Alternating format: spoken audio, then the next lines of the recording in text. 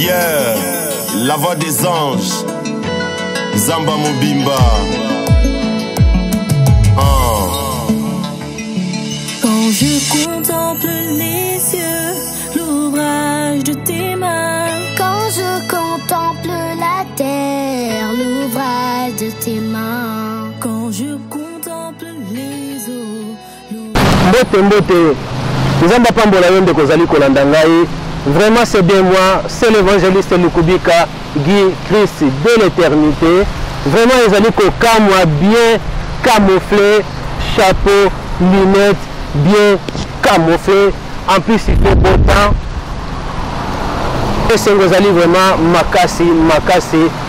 Il y a koleka liso liboso na yo na nzela ya vidéo oyo. Lisolo ezali nini, pourquoi bien camouflé, pourquoi chapeau, vraiment ezali kaka ngai, mais pourquoi cela natiki yo moko o deviner pourquoi cela, natiki bino moko o deviner pourquoi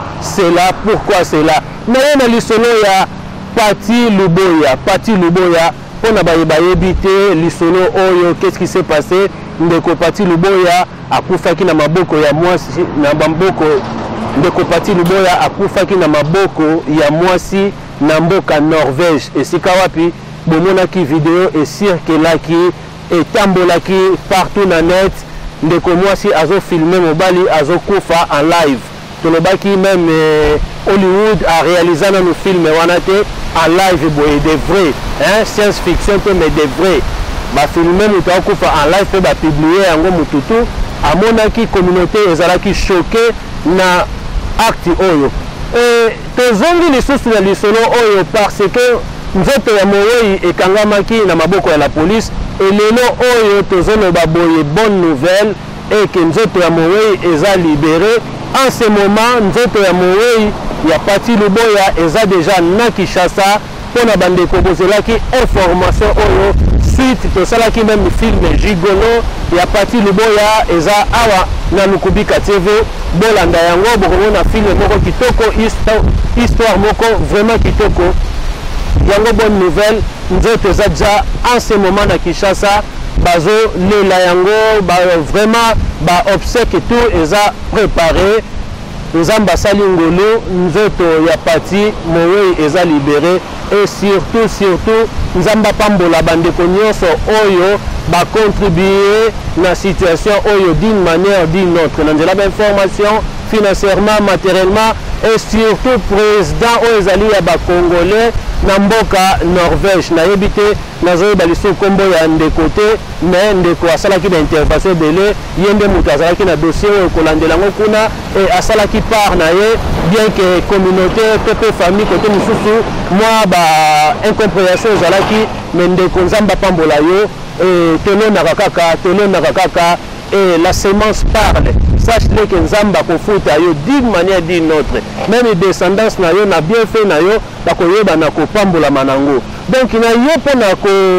confirmer nzoto ya Pati Moïse ezaja na Kinshasa bazolela yango et ba obsèque déjà ezali préparé. Donc lisolo oyo tozo clôturer yango awa parce que eloko oyo biso nyonso tozelaki yango wana. Peut-être le retour na suite ya Blandine sort nezali nini, suite nezali nini, Blandine azali na ye, azali condamné te na niveau ezali ya loi topé na la police par rapport ezali ya ba autopsie ndenge elekaki. Bon, oyo la police elobaki yango wana topé selon la loi, mais makambo oyo na lingi na tirer attention, makambo ezali surtout na domaine spirituel na niveau oyo ezali ya justice ya mokili oyo emonanaka te totole bamakambo ya kindoki makambo nyonso concerné spiritualité. Donc na niveau ya kindoki eza babiloko oyo emonanaka te yango mona maladi mosusu ake na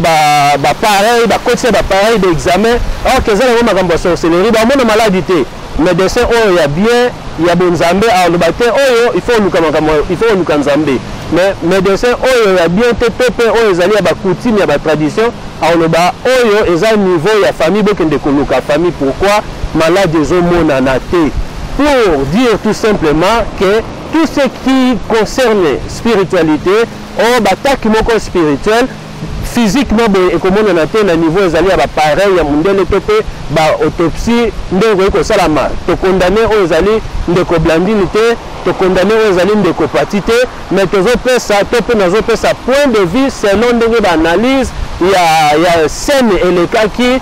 ndenge scène elekaki ndenge acte elekaki yango nde permettre que tout ça la ba analyse oyoyo bon nzamba zwa kaka lokumu tolo basusu nini rendre grâce oyo apesaki pati luboya ye wana azwi pati luboya mutu moko tako tikalaka libende na se na moi oyo mutu moko te biso nyonso tozali ba passager nzamba koyi kobenga mwana ye d'une manière d'une autre yana loba même Yesu Kristo ye moko nzambe na bomo la parole fait cher ba beta ye ba iku ba sete ne kulusu ba baka ne kulusu ye moko nzambe akokai ko kitsape armée céleste a changé histoire mais amitikaki ba bakaki ye ne kulusu ba bomaki ye bien aimé donc eza chemin moko o ezali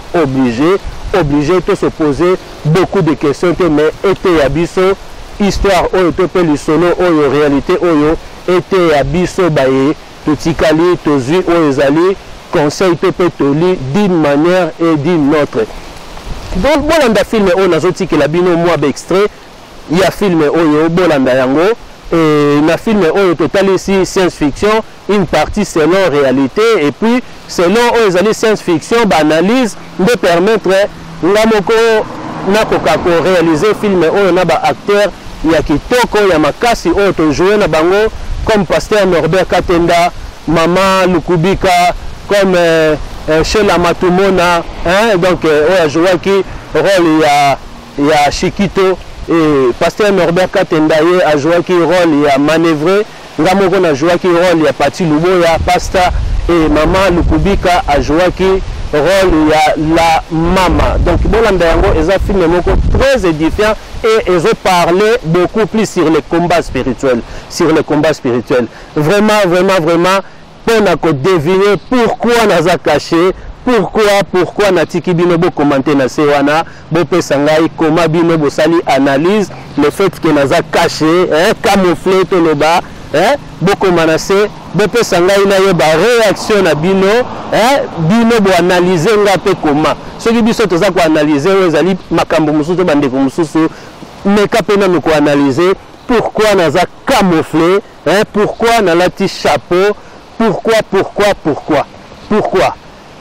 et c'est le mingi ya ko présenter vidéo oyo c'était bien l'évangéliste Lukubika Christ de l'éternité natiki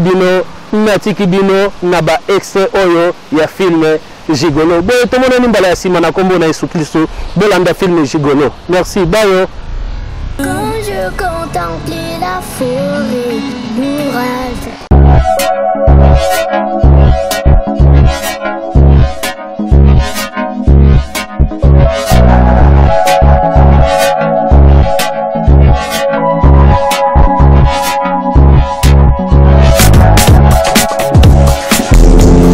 Naza gigolote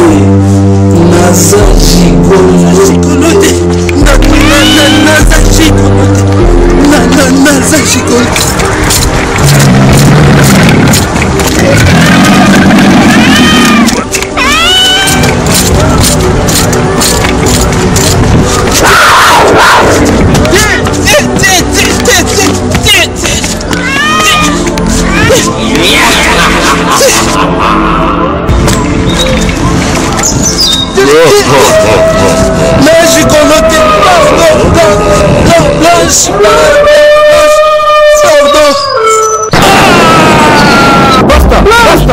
ezangai eza blanche te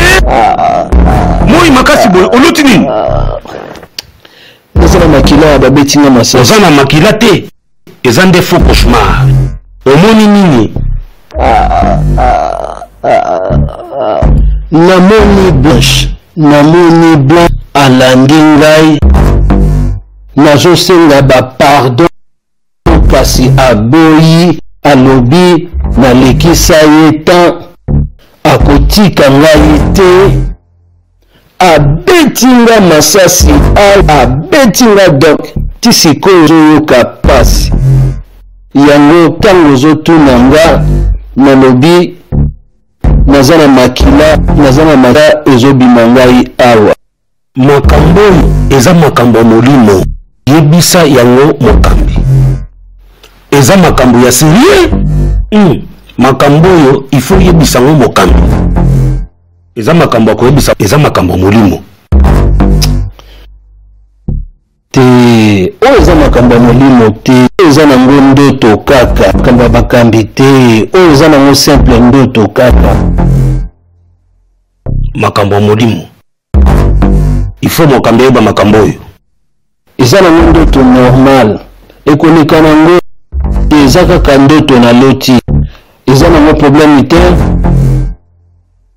manevo nasukola nano ok ça va makambo ya molimo oyo eza molimo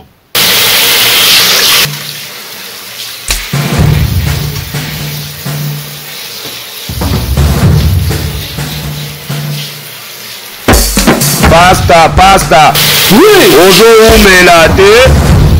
maya moto awa na Paris ba facture yaka di s'il te plaît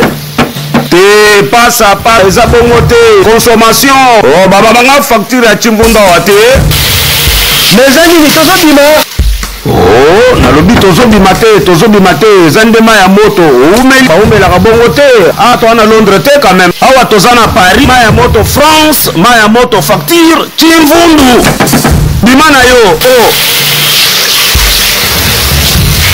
zala calme vétérinaire zala calme azo comprendre te bafacture bakotinda na palais mais tala ndenge sikoyo azosama sona avandi kuna akosokola à 1h du temps awa toza na France pasta